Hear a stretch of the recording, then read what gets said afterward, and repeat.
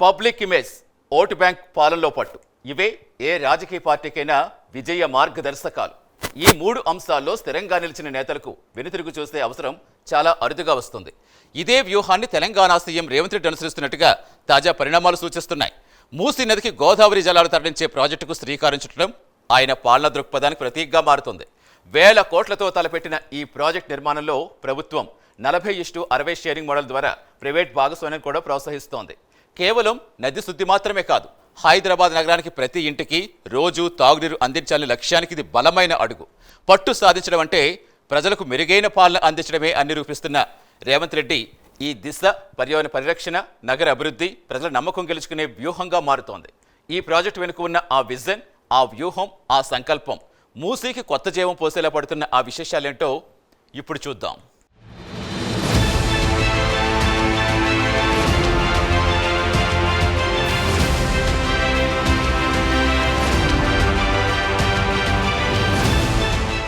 అభివృద్ధి అనేది కేవలం వాగ్దానంగా కాక కార్యరూపం దిద్దితేనే ప్రజాక్షేత్రంలో నిలదొక్కుకోవచ్చు. వ్యక్తిగత ప్రయోజనాల కోసం ప్రజాధనాన్ని దుర్వినియోగం చేస్తే భవిష్యత్తు శూన్యమవుతుందని 2 తెలుగు రాష్ట్రాల్లో ఇటీవల జరిగిన అధికార మార్పిడి స్పష్టంగా చూపించింది.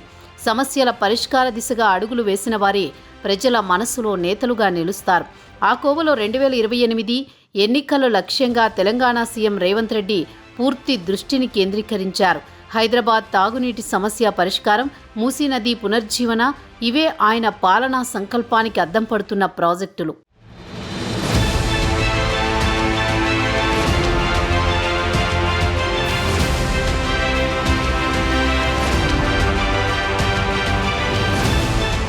మూసీ నది సుందరీకరణపై కాంగ్రెస్ ప్రభుత్వం ఇప్పటికే స్పష్టమైన అంచనాకొచ్చింది. ముఖ్యమంత్రి రేవంత్ రెడ్డి సింగపూర్ పర్యటన ద్వారా అక్కడి వేస్ట్ మేనేజ్మెంట్ మోడల్స్, నిధుల సమీకరణ మార్గాలు అధ్యయనం చేశారు. కేంద్ర సహకారం కోసం ఎన్డీఏ ప్రభుత్వానికి విజ్ఞప్తి చేసినా రాజకీయ కారణాల వల్ల పెద్దగా స్పందన రాలేదు. అయినా హైదరాబాద్ నగరాన్ని మురికి కూపం నుంచి బయటపడేలా రూపొందించిన ప్రణాళికల్లో మూసీ ప్రాజెక్టు కీలకంగా మారింది.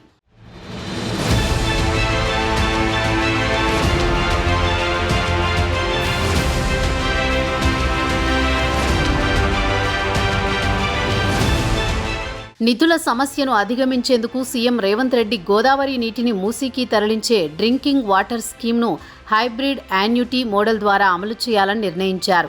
7,360 కోట్ల అంచనా వ్యయంతో ఇందులో 40% ప్రభుత్వ వాటా, 60% ప్రైవేటు కంపెనీ పెట్టుబడిగా ఉంది. ఈ ప్రాజెక్టును 2 ఏళ్లలో పూర్తి చేయాలన్న లక్ష్యంతో 2028 అసెంబ్లీ ఎన్నికల నాటికి మూసీ నదిలో గోదావరి నీటిని ప్రవహించేలా చేయడం ప్రధాన టాస్క్గా ఉంది.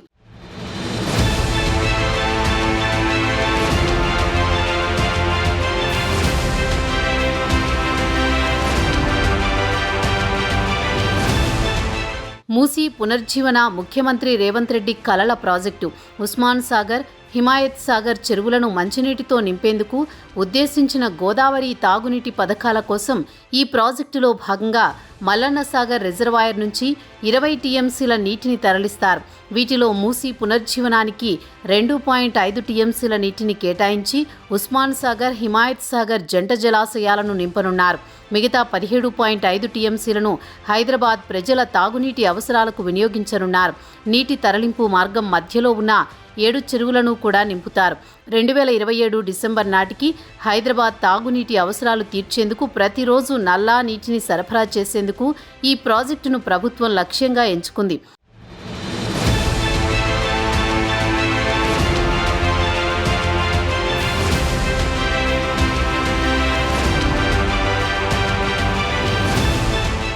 భాగ్యనగరాన్ని 4th సిటీగా అభివృద్ధి చేయాలన్న లక్ష్యంతో సీఎం రేవంత్ రెడ్డి దృఢ సంకల్పంతో ముందుకు సాగుతున్నారు.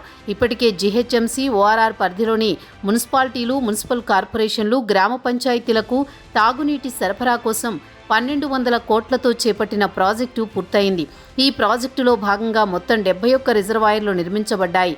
వీటి ద్వారా సరూర్ నగర్, మహేశ్వరం, శంషాబాద్, హయత్ నగర్, ఇబ్రహీంపట్నం, ఘట్కేసర్, కీసరా, రాజేంద్రనగర్, షామీర్పేట, మేడ్చల్, కుత్బుల్లాపూర్, ఆర్సీపురం, పటాన్చెరు, బొల్లారం సహా 14 మండలాల్లోని 25 లక్షల మందికి తాగునీరు అందనుంది.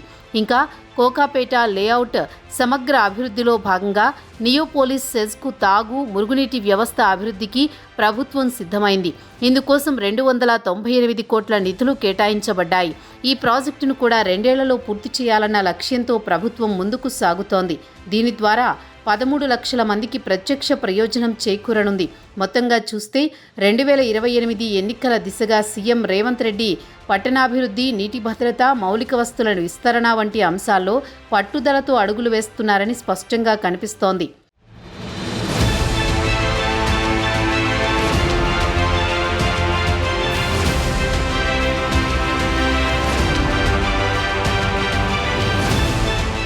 హైదరాబాద్ నగరానికి శతాబ్దాలుగా జీవనాడిగా ఉన్న మూసీ నది కాలక్రమేణా కాలుష్యం, అక్రమ నిర్మాణాలు, చెత్త పారవేతల వల్ల తన వైభవాన్ని కోల్పోయింది.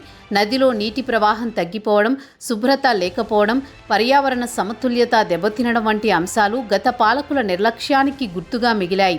ముఖ్యంగా పాత బస్తీలోని చాదర్ ఘాట్, అత్తాపూర్, సంగం, లంగర్ హౌస్ వంటి ప్రాంతాల్లో నది ఒడ్డున నివసించే ప్రజలు వరద ముప్పు, నీటి కాలుష్యం, ఆరోగ్య సమస్యలు ఎదుర్కొంటున్నారు.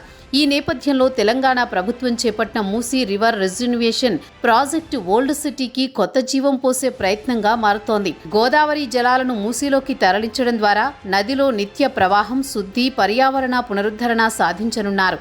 మూసీ నది ఓల్డ్ సిటీకి జీవనదిగా మారడం అనేది ఒక సమగ్ర మార్పుకు సంకేతం. ఇప్పుడు ఆ మార్పు దిశగా ప్రభుత్వం అడుగులు వేస్తోంది.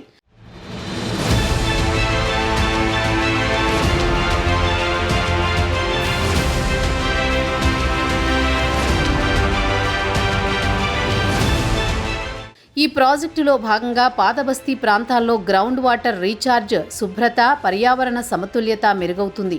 నది ఒడ్డున వాకింగ్ ట్రాక్స్, పార్కులు, సైక్లింగ్ లేన్లు, రివర్ ఫ్రంట్ అభివృద్ధి ద్వారా పాతబస్తీ ప్రజలకు జీవన ప్రమాణాల పెరుగుదల కలుగుతుంది. అలాగే నీటి శుద్ధి కేంద్రాలు ఏర్పాటు చేసి నగర శుద్ధి, నీటి శుద్ధి చేసిన అనంతరం మూసీ నదిలో కలిసే విధంగా ప్రణాళికలు రూపొందించబడ్డాయి. ఇది ఆరోగ్యపరమైన ప్రయోజనాలకు, ముఖ్యంగా వ్యాధుల నివారణకు దోహదం చేస్తుంది. ముఖ్యమంత్రి రేవంత్ రెడ్డి ఈ ప్రాజెక్టును 100 ఏళ్ల అవసరాలను దృష్టిలో ఉంచుకుని రూపొందిస్తున్నారని పేర్కొన్నారు. ఇది కేవలం శుద్ధి ప్రణాళిక కాదు, పర్యాటక ప్రోత్సాహం, ఆర్థిక కార్యకలాపాల విస్తరణ, సాంస్కృతిక చైతన్యానికి దోహదం చేసే మార్గంగా మారనుందని, మూసీ నది పునర్జీవంతో పాతబస్తీ ప్రజల జీవనశైలిలో వాస్తవమైన మార్పు తీసుకురావాలన్న సంకల్పం ఇప్పుడు కార్యరూపం దిద్దుకుంటోంది.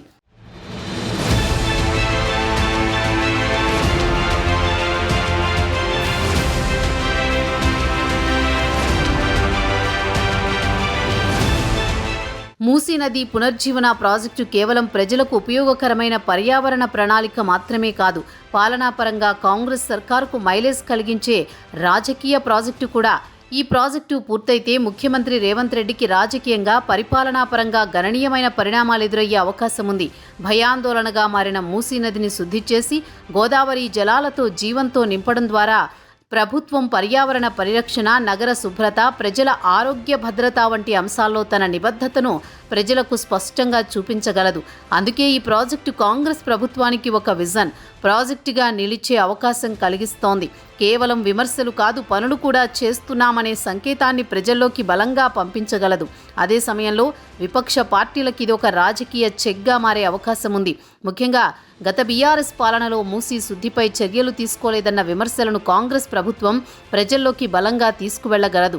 మొత్తంగా మూసీ ప్రక్షాళన ప్రాజెక్టు రేవంత్ రెడ్డి పాలన, నిబద్ధతకు, రాజకీయ వ్యూహానికి, ప్రజల నమ్మకానికి ప్రతీకగా మారే అవకాశం ఉంది.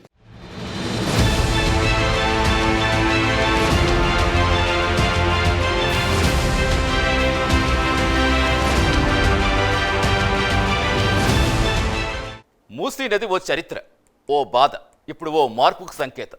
కాలుష్యపు నీటిలో కరిగిపోయిన ప్రజల ఆశలు ఇప్పుడు గోదావరి జలాలతో తిరిగి ప్రవహించబోతున్నాయి. ఇది కేవలం నదిని శుద్ధి చేయటం కాదు, ప్రజల జీవితాల్లో శుభ్రత, భద్రత, అభివృద్ధి అనే 3 ప్రవాహాలు కలిపే ప్రయత్నం. ముఖ్యమంత్రి రేవంత్ రెడ్డి చేపట్టిన ఈ ప్రాజెక్ట్ పాలనా నిబద్ధతకు, ప్రజల నమ్మకానికి, రాజకీయ వ్యూహానికి ప్రతీకగా మారుతోంది. విపక్షాల విమర్శలకు సమాధానంగా పనులు మాట్లాడాలి అనే సందేశాన్ని ఈ ప్రాజెక్ట్ బలంగా వినిపిస్తుంది.